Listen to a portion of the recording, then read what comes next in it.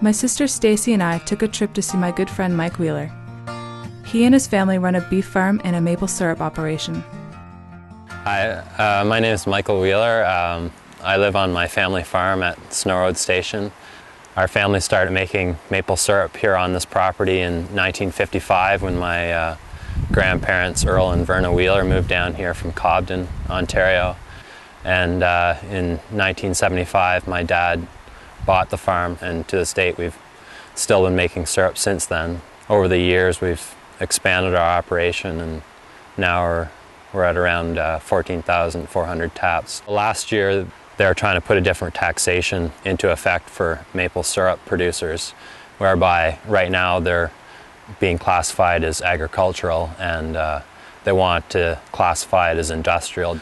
Their rationale was you're taking a product, which was sap, and converting it into another product, which was maple syrup. So that was sort of their reasoning behind it, which I think is pretty ridiculous, where most of the operations that would have been affected are, small little producers who, might just have a few taps, and the government wants to slap this big tax on it, which a lot of producers actually had slapped on them last year, and it actually prevented some producers from making maple syrup last year. But fortunately, there was, a pretty big outcry regarding this new taxation. So since then, they've had it reversed, and it's not going to be a problem for maple syrup producers now. It's not so much the amount of taxes that would be levied against maple syrup producers that would be the problem. It's being classified as industrial as well, because if you were to look at any maple syrup producers around, and this goes the same for family farms who have, dairy and beef cattle as well, they're family run, they're, the furthest thing from industrial that you can possibly get. You get a real intimate feel with these types of operations, where you have basically family members or people that are really close to the operation, and they have sort of their hearts and souls involved with the product they're making, or with the animals that they take care of. And besides making maple syrup on our farm, we also have close to 100 head of beef cattle, and we also have a logging operation, firewood and logs.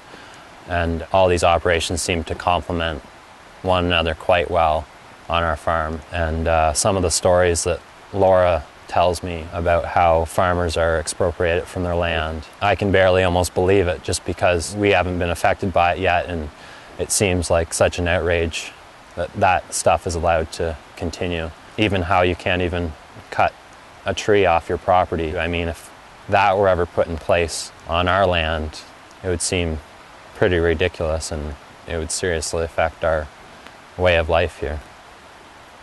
How? How? Well, I guess it would affect our income, I guess. That's an understatement, I suppose.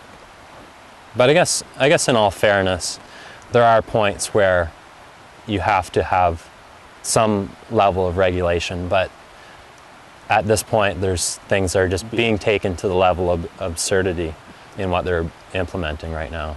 There needs to be a better dialogue between landowners and the government needs to realize, the type of people that private landowners are. They're responsible individuals who want to, take care of their own land, and, they have a certain responsibility towards upholding this land. I think there's a certain amount of misunderstanding between those who live in rural areas and those who live in more urbanized centers, where if you're to talk to somebody, from a city, I don't really want to generalize or anything, but if I say, I log during the summer, they look at me and almost disgust sometimes, and they're like, you cut trees down, but yet they don't actually have a connection to the land. They rarely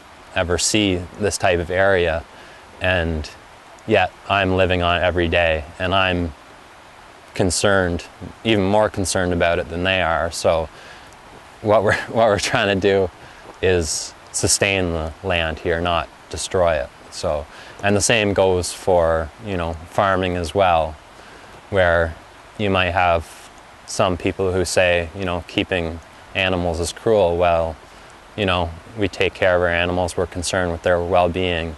I think a lot of people just don't understand that. We are responsible and we are